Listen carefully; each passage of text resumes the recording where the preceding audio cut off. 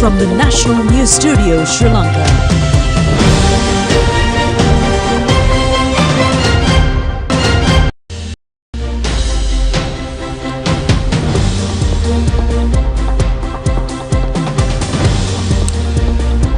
Pleasant day and a warm welcome to the news live on Rupavahini ChannelEye. We are ready to bring you the top stories here at home and around the world.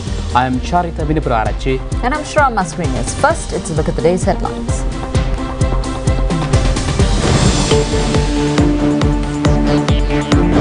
Close to 2,000 dengue patients recorded in a week. A low-level atmospheric disturbance over the southeast Bay of Bengal, a higher possibility to turn this condition into a cyclonic storm. Key suspect of the Kalathura incident arrested. Prime Minister says the draft bill of the Central Bank Act will not be taken up for debate this week. Former Pakistan Prime Minister arrested. On to those and other stories in detail now, and starting off with the top local story. Health Ministry says 1,896 dengue patients were reported in the country during the past week. The majority of the patients were identified from Western Province. 49% of the total patients were reported from the Western Province, 18% of the total patients were reported from the Colombo district, and 3.4% were identified from the Colombo Municipal Council limit. 21% of the patients were reported from the Gampar district. In addition, the health authorities have said that dengue patients were also reported from the Trincomalee, Batticaloa, Kandy, Galle and Kegol districts. The Colombo District Secretary has urged the public to maintain cleanliness of their homes, religious establishments and schools to prevent a further spread of the dengue. He said that legal action will be taken against those who fail to clean mosquito breeding places. Physicians have also urged the public to sought for medical assistance if they show any symptoms related to dengue fever. The health authorities have pointed out that the most of the deaths have occurred due to delays in hospital admissions. In the meantime, the Health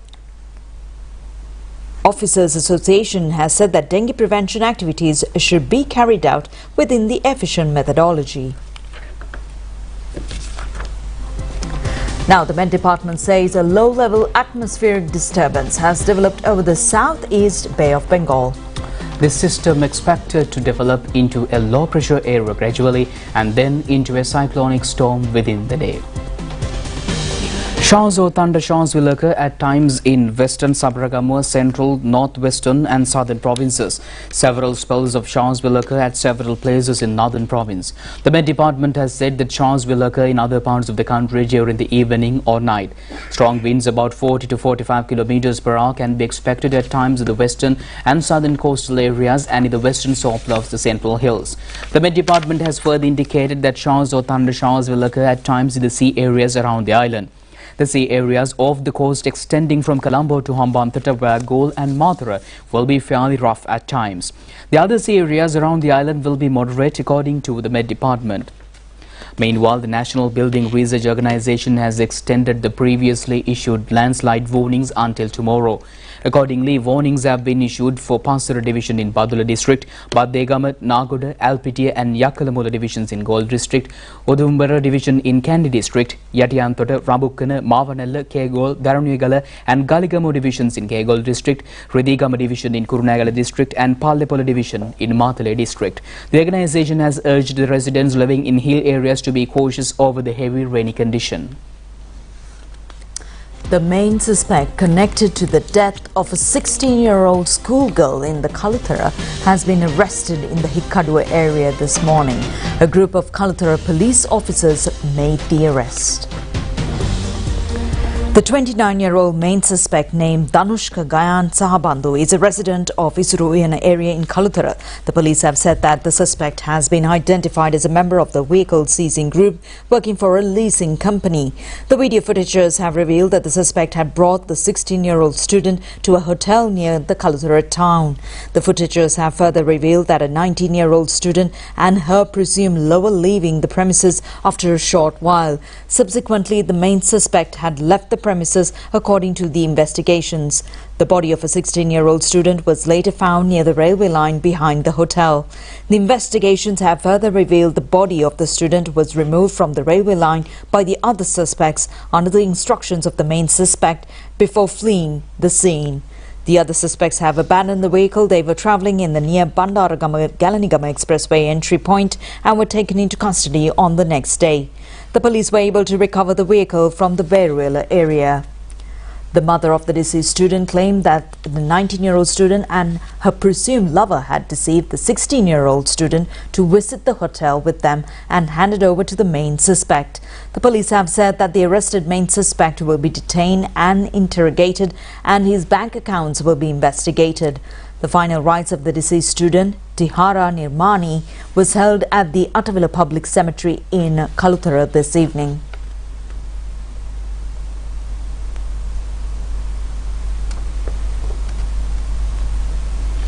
Police media spokesman SSP Nihal Talduva said that the judicial medical report has failed to determine whether the death had occurred from suicide or murder.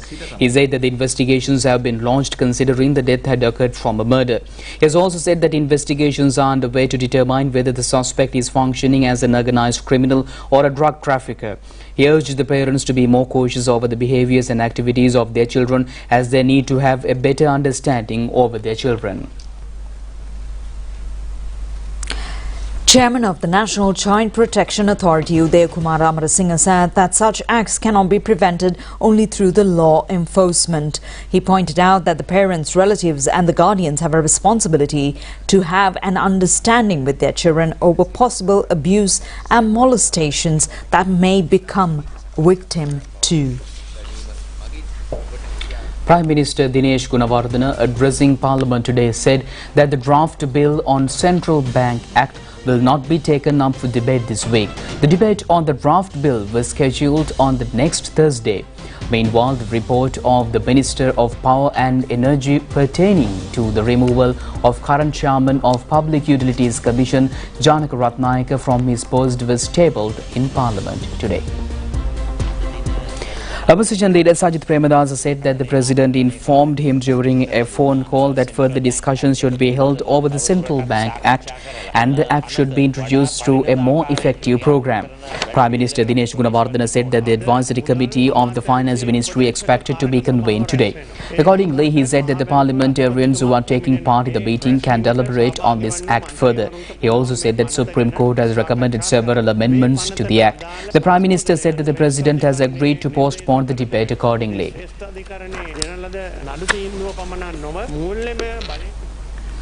And meanwhile, police took steps to remove several protesters who arrived near the Goldface Green this morning from the site. Reports have indicated that they had arrived at the site to commemorate the incidents occurred on May 9th last year. The Colombo Fort Magistrate issued an order preventing the conduct of protesters in the surrounding of Goldface Green. The protesters were dispersed based on this order. A group of social activists handed over a letter to the UN office in Colombo today, citing that those who are a part of the Aragalaya are not safe in Sri Lanka. In the letter, they have pointed out that there is no room in the country for them to raise their voice over the concerns. An officer attached to the UN office in Colombo received the letter from the group. An almsgiving was held today in remembrance of the late parliamentarian Amarakirti Atugorala, who was killed on May 9th last year. Minister Roshan Ranasinghe and State Minister Siripala Gamlat were present on this occasion. Cabinet spokesman Minister Dr. Bandula Gunawardena says a request made to the President during the Cabinet meeting to appoint a special presidential commission to inquire into the violent incident occurred on May 9th last year. He said that this request was forwarded by several members of the Cabinet. The Minister made these remarks while addressing a media briefing held in Colombo today to announce the Cabinet decisions. Minister Dr. Bandula Gunawardena said that on the 9th of May last year, the country saw a brutal assault on the parliamentarians and political representatives and their properties, as well as the legislature, within a short period of time, triggered by a well-planned political agenda. He added that a parliamentarian and his security officers became victims on this day. Accordingly, Minister said that a presidential commission should be appointed to inquire into the incidents and President recommendations and penalize the offenders. Cabinet spokesman Minister Bandula Gunawardana. The Cabinet of Ministers approved the proposal by the President to implement a strong social safety net to protect the most vulnerable groups in the society. The World Bank has agreed to provide a loan of $200 million to support the project. One of the leading measures implemented under the International Monetary Fund's Extended Fund Facility, the project is expected to implement a strong social safety net to protect the most vulnerable groups in society. The Cabinet approval was granted to conduct the loan negotiation conference with the World Bank to secure funds for the project. The government has agreed to enforce the State Financial Management Act under the International Monetary Fund's Extended Fund Facility. The new State Financial Management Act to be implemented with the 2025 budget. Cabinet of Ministers approved the proposal presented by the Minister of Health to provide paying ward facilities in government hospitals for Sri Lankans as well as foreigners. The National Provident Fund provides health insurance coverage to government employees and pensioners, and a significant number of citizens are entitled to other health insurance coverage. Some citizens are willing to obtain additional facilities in the government health services system by paying privately. The Cabinet of Ministers approved the proposal presented by the Minister of Plantation and Industries to take measures to amend the Tea, Rubber and Coconut Estate Control for Fragmentation Act to limit land fragmentation by allowing only coconut land of 1 acre or less to be fragmented. The Cabinet of Ministers are also approved the combined resolution to grant policy approval to establish Sri Lanka National Nursing University by converting the nursing school, taking into account the recommendations furnished by the said committee of officers and to formulate the relevant draft bill. Well, that's a look at local news, and there's more news coming up after break.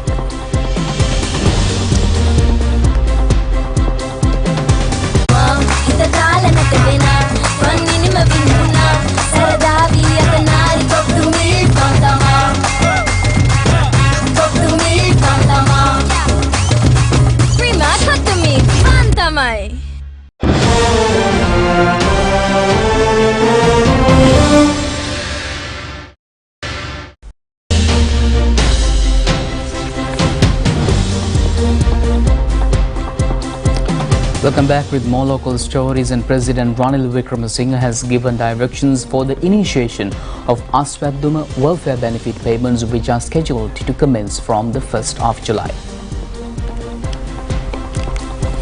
According to a statement issued by the President's Media Division, the necessary gazette has been published in accordance with authorities delegated to President Ranil Wickremesinghe. Accordingly, these payments will be distributed among 4 special categories, namely transitional, vulnerable, poor and extremely poor. Additionally, the usual allowances for the differently abled, elderly and kidney patients will also be provided.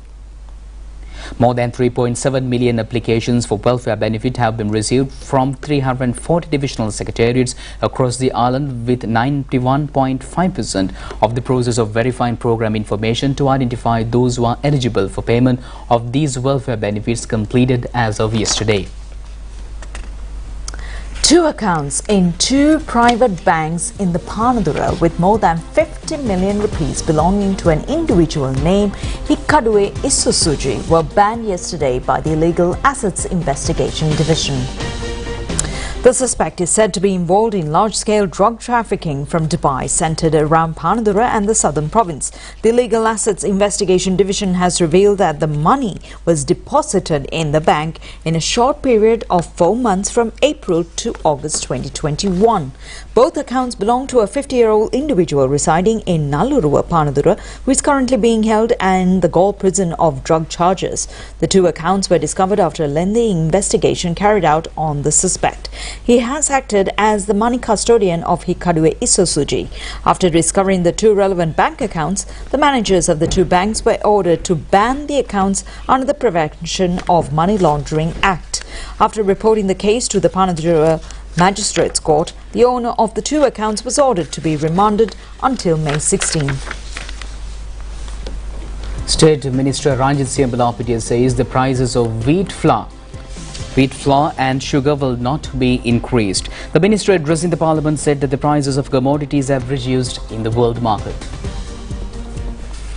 The state minister said that wheat flour is an imported commodity in the country. The dollar rate has reduced from 360 rupees to 320 rupees this month, which is a 13 to 14% decline. He said that in October 2022, $438.15 were paid for a metric ton of wheat flour and under normal rates. However, by March this year, he said that the world market prices have reduced to $370, which is a 15.5% decline.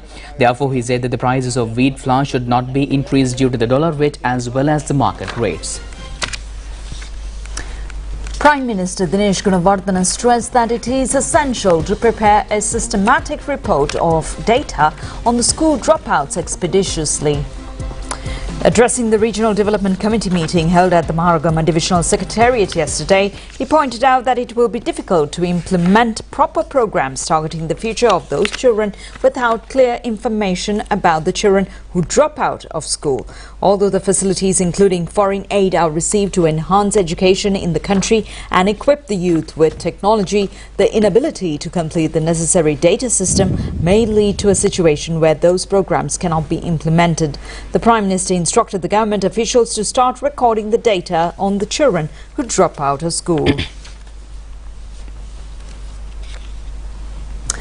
The evidence hearing in the case filed against former parliamentarian Hirunika Premachandra over the alleged abduction of a youth from Dematagoda area was taken up before the Colombo High Court Judge Amal Ranaraja today. The relevant case against the former parliamentarian was filed by the Attorney General. The evidence hearing was conducted under the guidance of the Deputy Solicitor General Janaka Bandara, who appeared in court on behalf of the prosecution. Amila Priyanka Amarasinghe, alleged to be abducted, testified to the incident during the hearing. The youth during the hearing said that he was employed at a textile shop in Dematagoda area in 2015. He said that an individual named Chamila Geethani often visited the shop and subsequently were involved in a relationship together. He said that he was abducted following this incident. Following the incident, where he was threatened by the former parliamentarian, he was informed to retract the complaint made by the shop owner to the police over his abduction. The 20th edition of the Cafe 2023 Culinary Art Food Expo will be held in June in Colombo. The Culinary Food Expo 2023 is organized by Chefs Guild of Sri Lanka. The culinary competition is considered as one of the most participated culinary events in Asia. The 2019 Expo held in Sri Lanka saw more than 2,600 chefs participating in the competition with over 3,200 food entries. This year's edition of the Food Expo will be held after 3 years following the COVID-19 outbreak and the financial crisis. The event creates a platform for young chefs to showcase their talents and skills to the public and create the pathway for them to pursue their career in a professional manner with various medals and awards. President Ranil Wickremesinghe has confirmed his attendance as the chief guest for the inaugural ceremony of the Culinary Art Food Expo 2023 together with Minister Harin Fernando.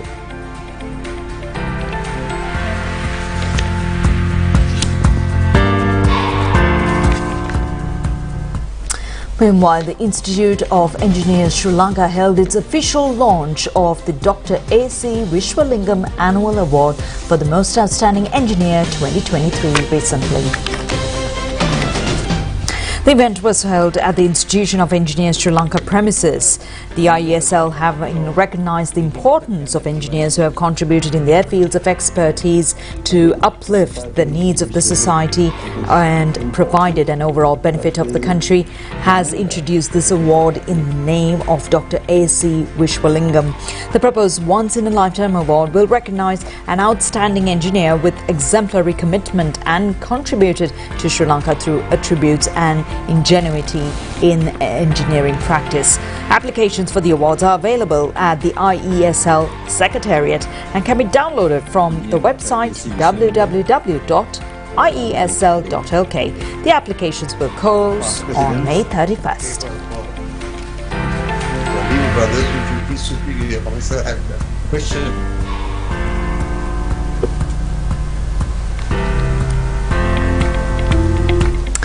We're into a short break, and when we come back, we'll bring you stories of the former Pakistani Prime Minister being arrested.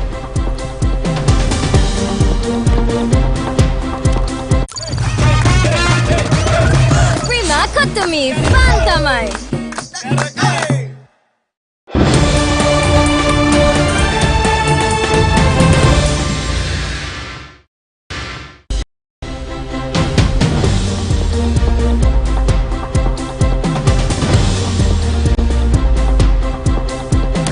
Stories making headlines now. Former Pakistan Prime Minister Imran Khan has been arrested by paramilitary officers outside the High Court in the capital, Islamabad.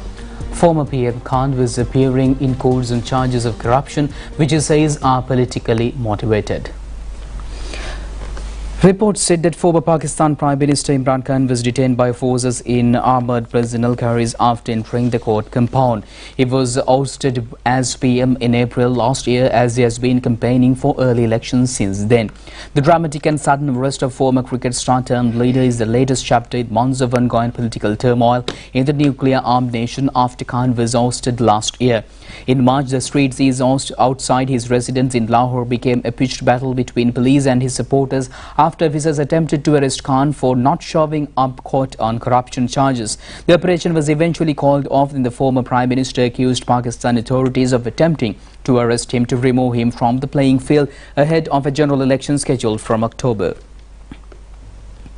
Air raid sirens have sounded across Ukraine after Russia launched a fresh wave of drone and missile strikes.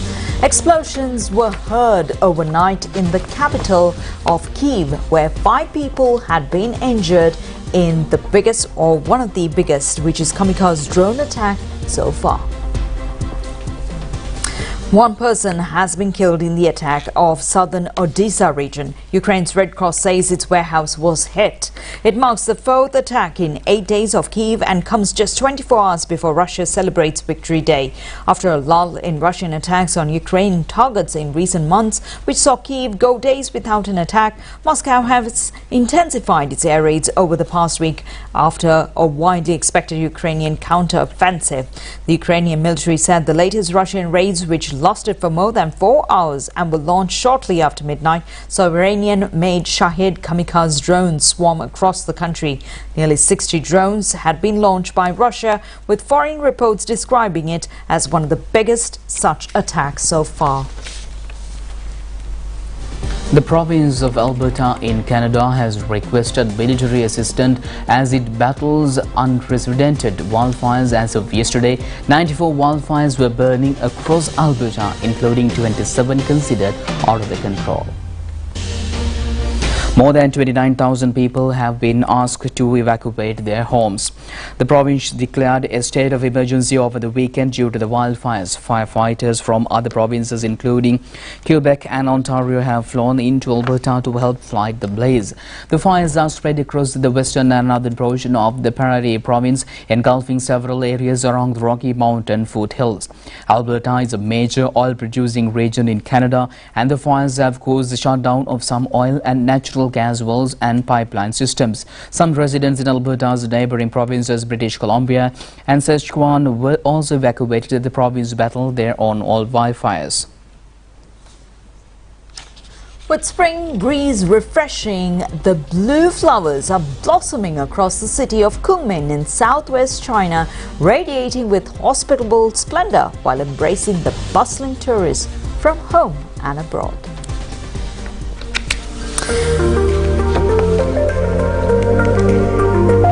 Tourists were seen flocking Jiuchang Middle Road, a popular tourist attraction, to appreciate the extraordinary scenery created by 550 jacaranda trees covered by blue and purple petals on both sides of the streets. Postcards with jacaranda images sold on the road while luring visitors to share their scenery with their families and friends.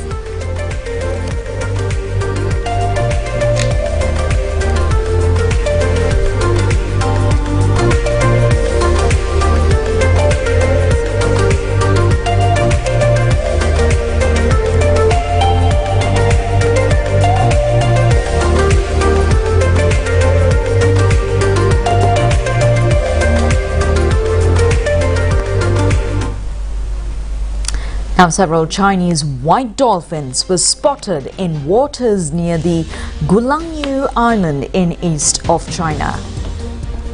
Chinese white dolphins inhabiting coastal waters, the endangered species which was added to the International Union for Conservation of Nature Red List of Threatened Species in 2008, is frequently seen in waters of Xiamen between March and September. In recent years, with the ecological environment of waters of Xiamen continuing to improve, the population of Chinese white dolphins in the area has increased steadily.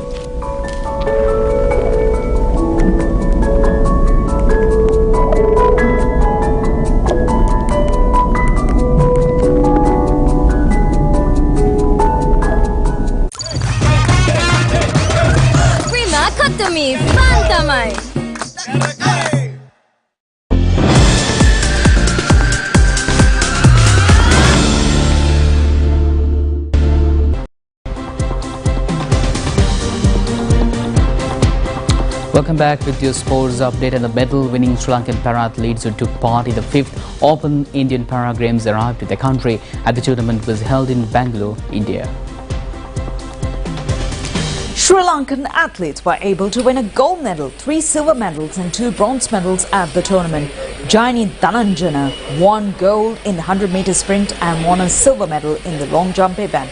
She also won the bronze medal in the 200-meter event. Kumudika Dayani won silver medals in the 100 and 200-meter sprint events and also won the bronze in the long jump event.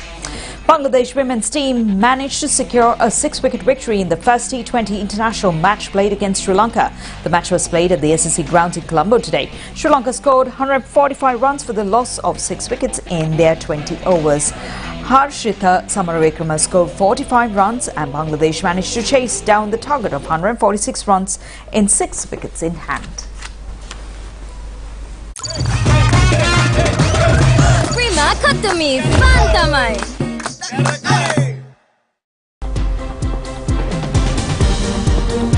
And with that, we conclude tonight's news. Do just tomorrow at the very same time. I'm Charita, signing off with Shiro. Stay safe.